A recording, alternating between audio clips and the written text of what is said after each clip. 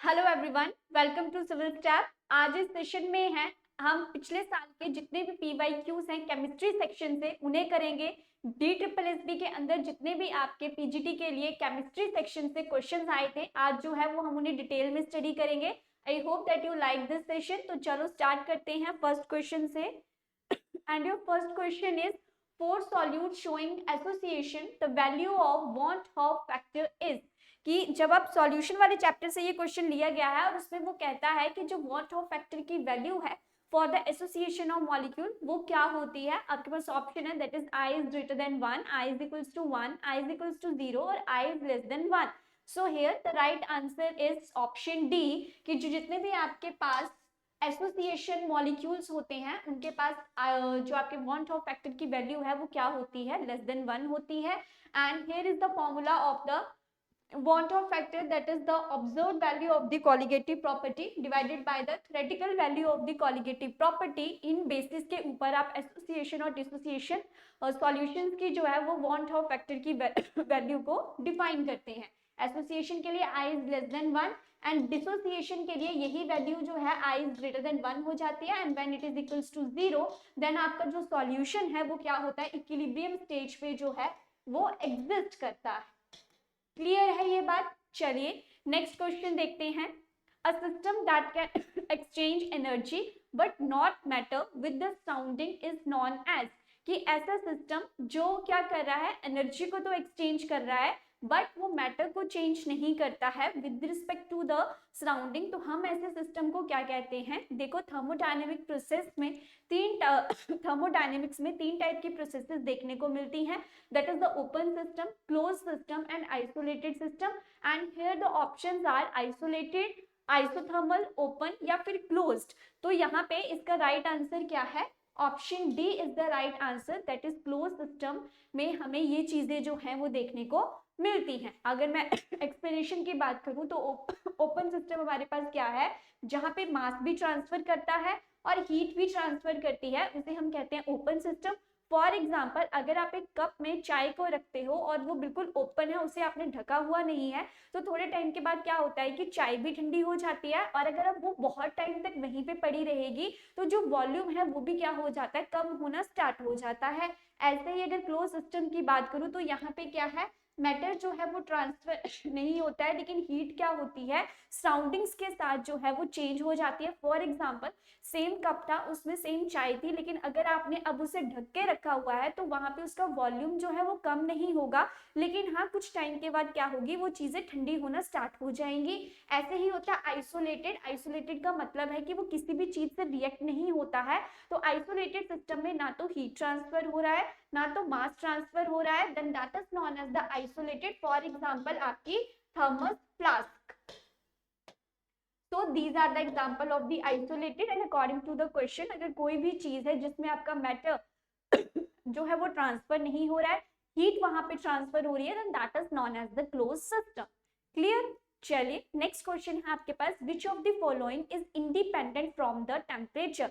इनमें से कौन सी ऐसी वैल्यू है या कौन सी ऐसी टर्म है जो टेम्परेचर के ऊपर डिपेंड नहीं करती है। और आपके पास ऑप्शंस हैं मोलैरिटी, मोलैलिटी, नॉर्मेलिटी या फिर फॉर्मेलिटी। अगर मैं मोलैरिटी की बात करूं तो this is what, number of moles of solute divided by volume of solution in litre. So I can say that कि जो आपकी मोलैरिटी है वो किसके साथ डील करती है, वॉल्यूम के साथ। अगर मैं मोलैलिटी की बात करूं तो यहाँ पे क्या है, number of moles of solute dissolve per number of moles of solute divided by mass of solvent in KG. That means कि ये जो है वो किसके साथ डील कर रहा है, मास के साथ। नॉर्मेलिटी में क्या होता है, number of gram equivalents of solute dissolve volume of solution in litres.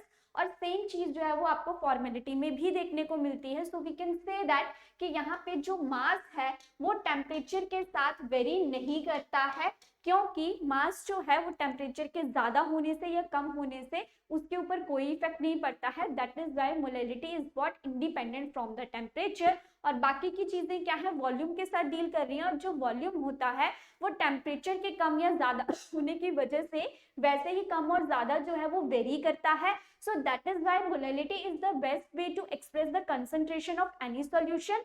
So that is why here the right answer is option B, that is molality। Clear। चलिए नेक्स्ट क्वेश्चन देखते हैं। According to Lindemann Hinshelwood mechanism of unimolecular reactions, the observed order at low concentration follow। तो ये जो एक mechanism है जो specially unimolecular reactions, unimolecular का मतलब क्या है, जहाँ पे रिएक्टेंट्स जो हैं वो वन ऑर्डर में एग्जिस्ट करते हैं, that is known as the unimolecular reaction.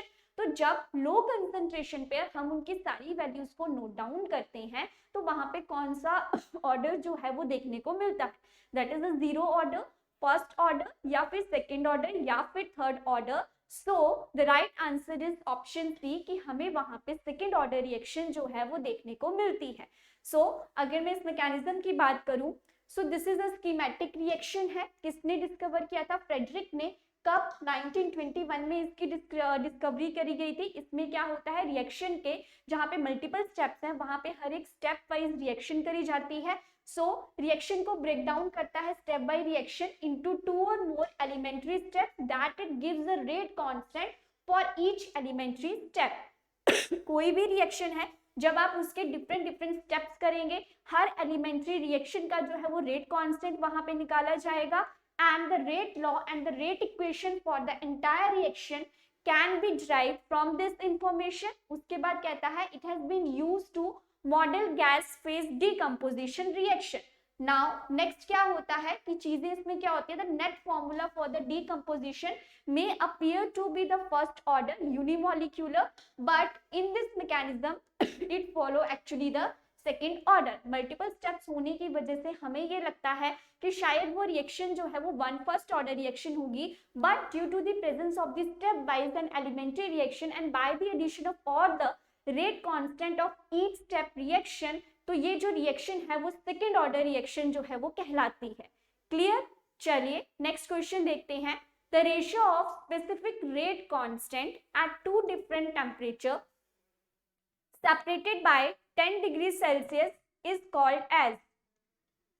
तो यहाँ पे क्या है, वो कह रहा है कि जब आपकी रेशियो है जहाँ पे एक स्पेसिफिक डिफरेंस जो है वो आपको देखने को मिलता है 10 डिग्री सेल्सियस का, चीजें जो है वहां पे डिफरेंस की फॉर्म में देखने को मिलती है, तो उस टर्म को हम क्या कहते हैं? Is this temperature coefficient, threshold energy, activation energy या फिर एक्टिवेशन कोफिशिएंट। अगर मैं थ्रेशोल्ड एनर्जी की बात करूं तो ये क्या होता है, जब भी आपको कोलिजन थ्योरी में किन्हीं भी दो मॉलिक्यूल्स को आपस में कोलाइड करवाना है तो हमें उतनी एनर्जी उसको पहले प्रोवाइड करनी पड़ती है, तब जाके पुराने बॉन्ड्स टूटते हैं और नए बॉन्ड्स की फॉर्मेशन आपके पास देखने को मिलती है।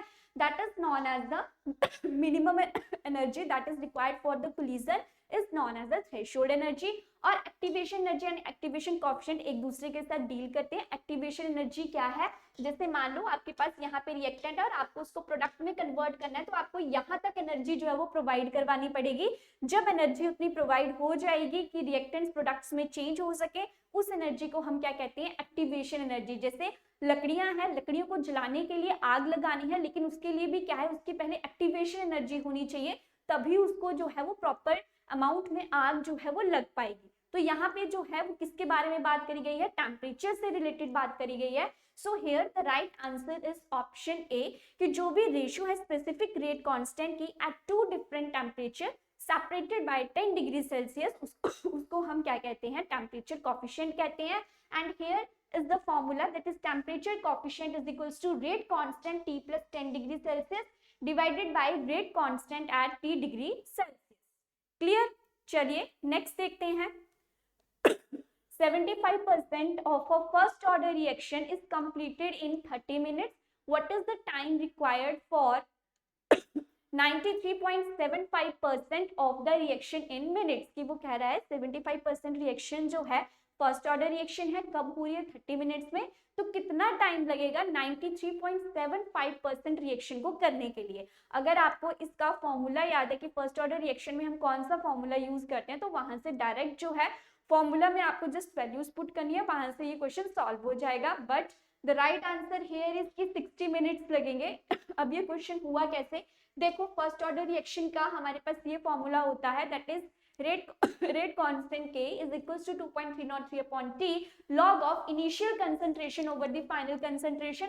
अगर मैं बात करूं इनिशियल की तो 100 थी, फाइनल कितनी होगी? 100 माइनस 75 कर दो, 25%। जब आपने इसको पूरे को सॉल्व किया आपके पास एक वैल्यू आ गई। अब सेम यही चीज आपको करनी है जितना आपको गिवन परसेंटेज सेकंड पार्ट में दी गई है, तो वहां पे भी 100/100 माइनस इसे कर लो, वहां से भी एक पर्टिकुलर वैल्यू आ जाएगी। और जब आप इन दोनों वैल्यूज को एक साथ सॉल्व करोगे तो आपके पास कितना आ जाएगा 59.8, दैट इज अप्रोक्सीमेटली 60 मिनट्स जो है वो आपके पास आंसर आ जाएगा। क्लियर? चलिए नेक्स्ट क्वेश्चन देखते हैं। नेक्स्ट है, for a two component system the reduced phase rule equation is, two component system है और आपको पूछा हुआ है कि रिड्यूस्ड फेज रूल जो है उसके अकॉर्डिंग कितनी जो है वो यहाँ पे फेज रूल की वैल्यू देखनी पड़ेगी। तो here the right answer is option B, that is f is equals to 4 - p। अब ये आया कैसे, बहुत इजी था। देखो हमारे पास कभी भी जब भी हमने कंडेंस्ड फेज रूल या फिर रिड्यूस्ड फेज रूल के लिए ऐसे कंपोनेंट्स निकालने होते हैं तो डायरेक्ट फॉर्मूला होता है f is equals to c - p + 2। And यहाँ पे क्या है, आपको कितने कंपोनेंट्स दे रखे हैं, टू कंपोनेंट सिस्टम दे रखा है। Then f is equals to what, 2 - p + 2 आपके पास आ जाएगा। 2 + 2 कितना हो गया 4, तो 4 - p जो है वो यहाँ आपके पास आंसर देखने को मिलेगा। Clear? So right answer here is option B. Next है आपके पास chemical reactions that proceed from reactants to products through one or more intermediate stages are known as।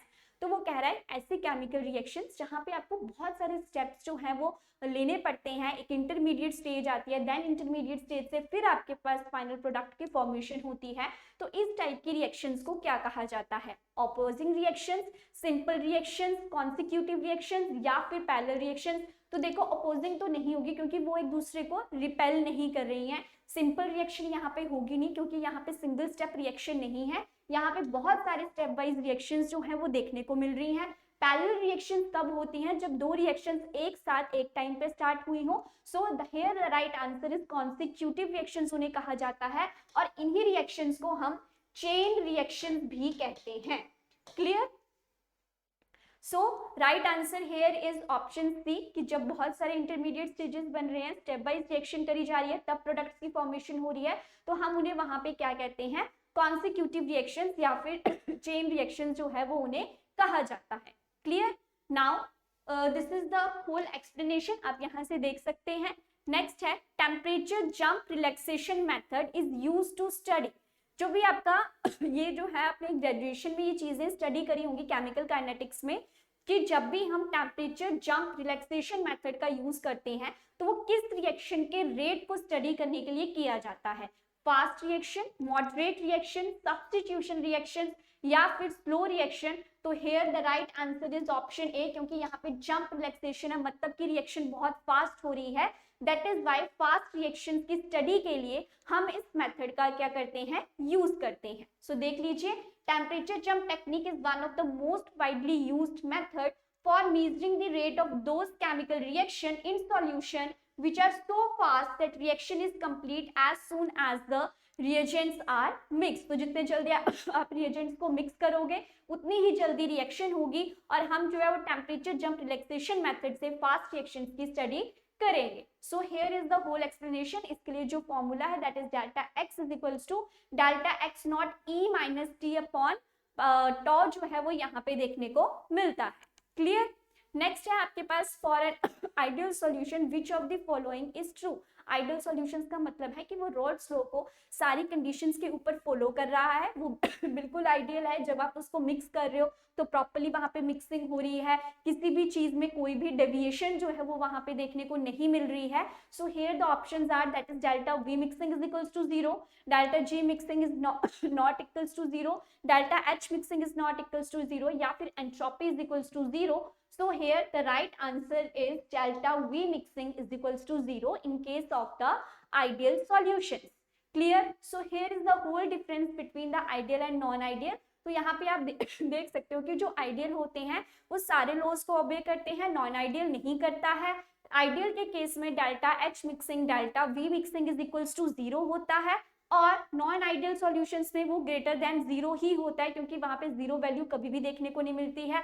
Entropy दोनों के केसेस में इंक्रीज होती जाती है, क्योंकि एंट्रोपी कभी भी कम नहीं होती है। नेक्स्ट आप इसमें बोल सकते हो कि यहाँ पे ए बी इंटरेक्शंस जो होती है वो सारी की सारी सेम होती है, और यहाँ पे वीकर या स्ट्रॉन्गर जो है वो डिपेंड करता है कि हमारे पास पॉजिटिव डेविएशन है या फिर नेगेटिव डेविएशन जो है वो वहां पे देखने को मिल रही है। क्लियर? चलिए नेक्स्ट देखते हैं। नेक्स्ट है हमारे पास फॉर अ गिवन रिएक्शन, आपके पास एक reaction that is A2 3 molecules of B2 जब आपस में रिएक्ट करेंगे तो वो 2AB3 की फॉर्मेशन करेंगे, और यहाँ पे जो डेल्टा H की वैल्यू है वो आपके पास क्या है, नेगेटिव वैल्यू आपको देखने को मिल रही है। तो वो कहते हैं this is what exothermic reaction, क्योंकि एवोल्यूशन ऑफ हीट जो है वो यहाँ पे आपको देखने को मिल रही है। So for this reaction, the favorable condition for decomposition of AB3 is, तो यहाँ पे कैसी कंडीशन जो है वो मैटर करेगी। किसी भी रिएक्शन के लिए क्या कंडीशन होती है हम सभी को पता है, दैट इज हाई टेम्परेचर होना चाहिए और लो प्रेशर होना चाहिए। So here the right answer is, wait, here the right answer is option A. Clear? क्योंकि जो टेम्परेचर है वो ज्यादा होना चाहिए, प्रेशर कम होना चाहिए, तभी एक रिएक्शन जो होती है वो फिजिबल होती है। और यहाँ पे एक और क्वेश्चन बनता है कि जब डेल्टा जी की वैल्यू हमारे पास नेगेटिव होती है तो वो रिएक्शन क्या होती है, स्पॉन्टेनियस रिएक्शन जो है वो हमें वहां पे देखने को मिलती है। दैट मीन्स कि वो रिएक्शन आपके पास क्या है, फिजिबल रिएक्शन जो है वो वहां पे अक्कर कर रही है। क्लियर?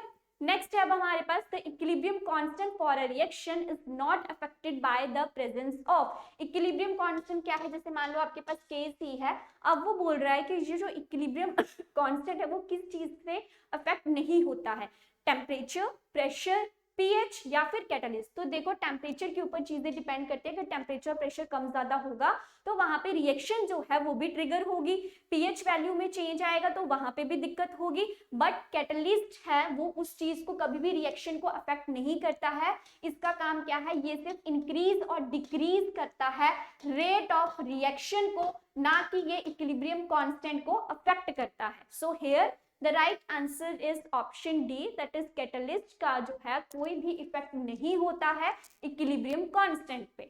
ठीक, चलिए नेक्स्ट है, if the half of the reactant is independent of its initial concentration then the order of reaction is। अब वो कह रहा है कि जो आपके पास T half है वो क्या है, इंडिपेंडेंट है किससे, कंसंट्रेशन ऑफ द रिएक्टेंट से। और हमें पता है ये चीज किसके लिए पॉसिबल है, फर्स्ट ऑर्डर रिएक्शन के लिए, क्योंकि वहां पे T हाफ की वैल्यू क्या होती है आपके पास 0.693 अपॉन K जो है वो देखने को मिलती है। सो यहाँ पे देख लो, यहाँ पे किसी की भी इनिशियल कंसंट्रेशन फाइनल कंसंट्रेशन है ही नहीं, तो दैट मीन्स कि हाफ लाइफ पीरियड की वैल्यू जो है वो इनिशियल कंसंट्रेशन के ऊपर डिपेंड नहीं करती है।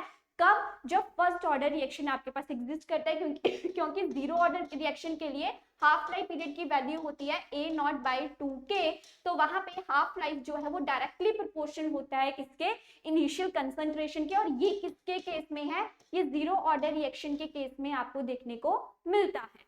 Clear? So here the right answer is option C, कि कोई भी ऐसी रिएक्शन है जहां पे इनिशियल कंसंट्रेशन पे हाफ लाइफ पीरियड डिपेंड नहीं करता है, then this reaction is known as the first order reaction. Here is the whole explanation। जैसे कि मैंने अभी कहा जीरो ऑर्डर के लिए A0/2K, तो वहां पे जितने ज्यादा इनिशियल कंसंट्रेशन की वैल्यू होगी T हाफ की वैल्यू भी उतनी ही ज्यादा होगी, यहाँ पे वो डिपेंड ही नहीं करता है। और सेकेंड ऑर्डर के केस में इनवर्सली जितना ज्यादा इनिशियल कंसंट्रेशन उतनी ही ज्यादा T हाफ की वैल्यू क्या होगी, कम देखने को मिलेगी। क्लियर? नेक्स्ट है the catalytic action of an enzyme is. जो भी आपके एंजाइम है जब वो कैटालिटिक रिएक्शन करते हैं तो वो क्या होते हैं, हेट्रोजीनियस होते हैं, does not depend upon the nature of the substrate, highly specific है या फिर नॉन स्पेसिफिक है। तो देखो हेट्रोजीनियस, होमोजीनियस ये सब चीजें मैटर नहीं करती हैं। Does not depend upon the nature of substrate, but it is wrong, क्योंकि नेचर ऑफ सबस्ट्रेट हमारे लिए इंपॉर्टेंट है, क्योंकि पर्टिकुलर रिएक्शन के लिए पर्टिकुलर जो उसके लिए सुटेबल एंजाइम है हम उसका ही यूज कर सकते हैं। फॉर एग्जाम्पल आपको मिल्क को कर्ड में कन्वर्ट करना है तो वहां पे कौन सा एंजाइम यूज किया जाता है, दैट इज रेनिन। बट आप रेनिन का यूज जो है वो पेप्टाइड्स या अमीनो एसिड्स की फॉर्मेशन में नहीं कर सकते हो। सो हमने क्या देखा कि कैटालिटिक रिएक्शंस क्या होती हैं, हाईली स्पेसिफिक इन नेचर जो है वो देखने को मिलती हैं। So here the right answer is option C. तो हम क्या बोल सकते हैं कि क्या क्या प्रॉपर्टीज है एंजाइम की। एक तो कैटालिटिक प्रॉपर्टी मैटर करती है, pH sensitive, heat sensitive, specificity और रिवर्सिबिलिटी जो है वो यहाँ पे देखने को मिलती है। क्लियर। नेक्स्ट है आपके पास, a given compound always contain exactly the same proportion of elements by weight is stated under which law। कि सेम जो है आपके पास प्रोपोर्शन देखने को मिलेगी, तो यहाँ पे कौन सा लॉ के अकॉर्डिंग है, that is law of multiple proportion, definite proportion, Avogadro's law या law of conservation of mass. तो अगर मैं इसकी बात करूँ तो ये कहता है mass can neither be created not be destroyed. So ये तो नहीं हो सकता क्योंकि यहाँ पे सारा काम जो है वो मास से रिलेटेड हो रहा है।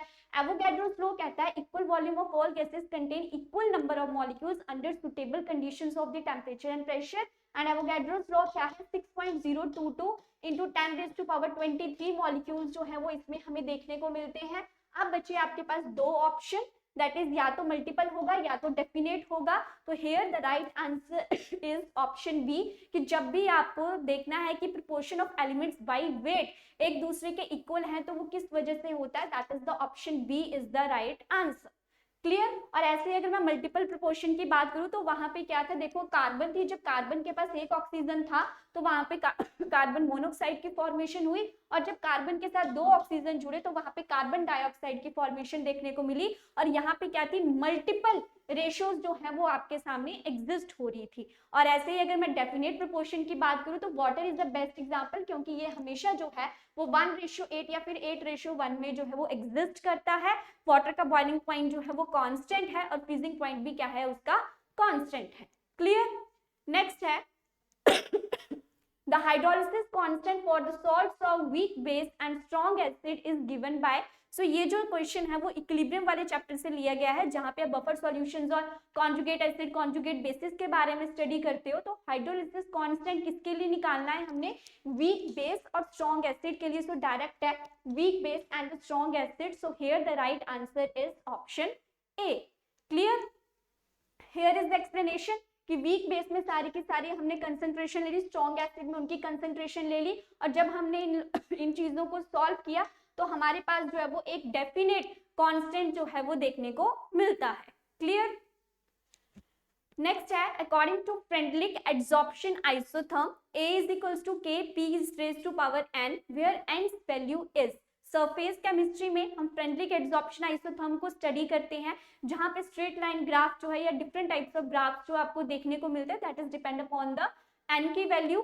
तो यहाँ पे उन्होंने पूछा हुआ है कि सिंपल फर्स्ट लाइन से क्वेश्चन उठाया गया है कि यहाँ पे जो एन की वैल्यू होती है वो कहाँ से स्टार्ट होती है। So here the right answer is option B, that is n is less than 1 जो है वो आपके पास देखने को मिलता है। क्लियर।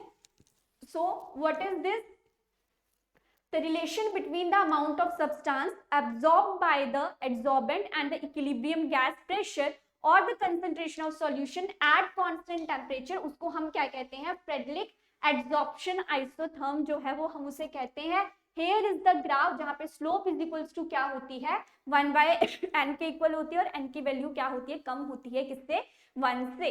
क्लियर। नेक्स्ट है आपके पास cake is an example of, कि यहाँ पे जो केक है वो किस चीज का एग्जाम्पल है, सॉलिड इन लिक्विड का, लिक्विड इन सॉलिड का, गैस इन सॉलिड का, या फिर सॉलिड इन सॉलिड का।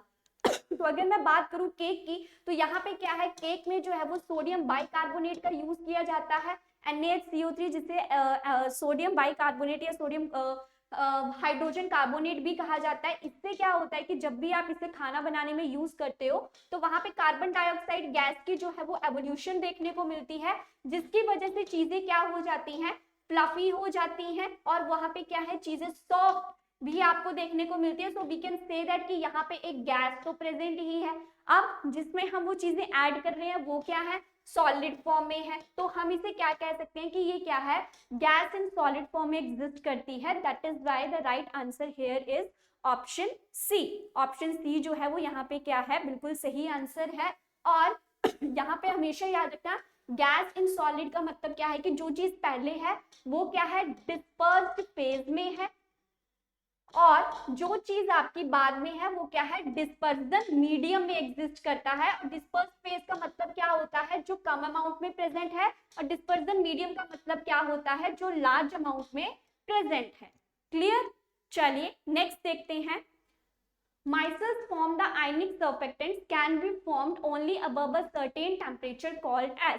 तो जो भी माइसल फॉर्मेशन आपके पास देखने को मिलती है, जिस भी टेम्परेचर के ऊपर माइसल्स फॉर्म होते हैं, एग्रीगेशन बनता है, एग्रीगेटेड मॉलिक्यूल्स बनते हैं, उस टेम्परेचर को हम क्या कहते हैं, क्राफ्ट्स टेम्परेचर जो है उसे कहा जाता है। क्योंकि इन्वर्जन और ट्रांजिशन टेम्परेचर डील करते हैं जब आपको एक स्टेट से दूसरी स्टेट में जाना है, या एक टाइप के एलिमेंट को या कंपाउंड को आपको दूसरे फेज में किसी को कन्वर्ट करना है, that is known as the inversion और transition temperature. So micelle formation के ऊपर, मतलब जिस भी टेम्परेचर के ऊपर माइसल फॉर्मेशन देखने को मिलती है उसे हम क्या कहते हैं, क्राफ्ट टेम्परेचर कहते हैं। So here the right answer is option B.